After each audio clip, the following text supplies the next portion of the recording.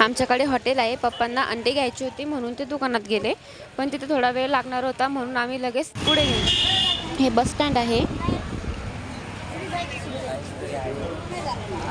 आणि इथून पुढे धारचं मार्केट चालू होतं.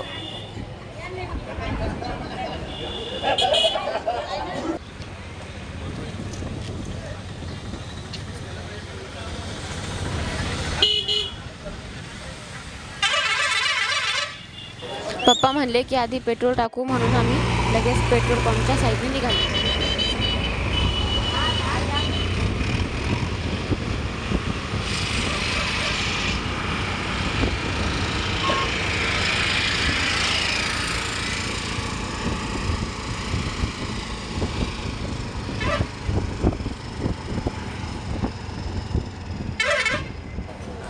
आता पेट्रोल पंपवरती आम्ही आलोय.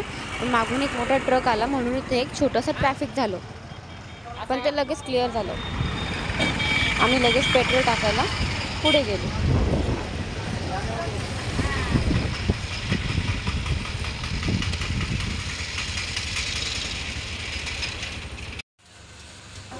त्या काकांनी पेट्रोल टाकलं आणि पप्पांनी त्यांना पैसे दिले आणि आम्ही पुढे निघालो.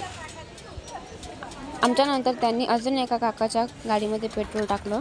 मला त्यांना घ्यावंसं वाटलं म्हणून मी ते पण घेतलं. आम्ही तिथून परत निघालो. पप्पाला अचानक काहीतरी घ्यायचं ध्यान आलं. आम्ही पुढे जाता जाता ते अचानक थांबले आणि त्यांनी ह्या दुकानामध्ये टर्न घेतला. त्यांना काहीतरी घ्यायचं होतं, मग ते आत गेले. मी बाहेरच थांबले. मला अचानक त्यासमोर एक पोलीस स्टेशन दिसले. मग मी ते पण घेतलं. आत जायचं. बाजूलाच एक फ्रूटचं दुकान होतं. तिथे खूप सारे फ्रूट्स होते. मला तर सगळेच आवडतात, पण तुम्हाला त्यातलं कोणतं फ्रूट आवडतं हे तुम्ही मला कमेंटमध्ये नक्की सांगा.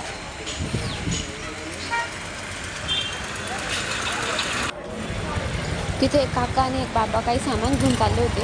मला त्यांना घ्यावंसं वाटलं म्हणून मी त्यांना पण घेऊन टाकलं. मग मला सँडल घ्यायची होती म्हणून एका शॉपमध्ये गेलो.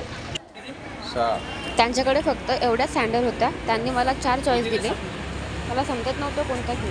आवडली तर एक पण नव्हती, पण माझ्याकडे दुसऱ्या दुकानात जायला टाईम नव्हता म्हणून मी त्यातली ही सँडल चूज केली. पप्पाला शूज घ्यायचा होता, पण तो तिथे नव्हता म्हणून आम्ही लगेच दुसऱ्या दुकानामध्ये तो पाहायला गेलो.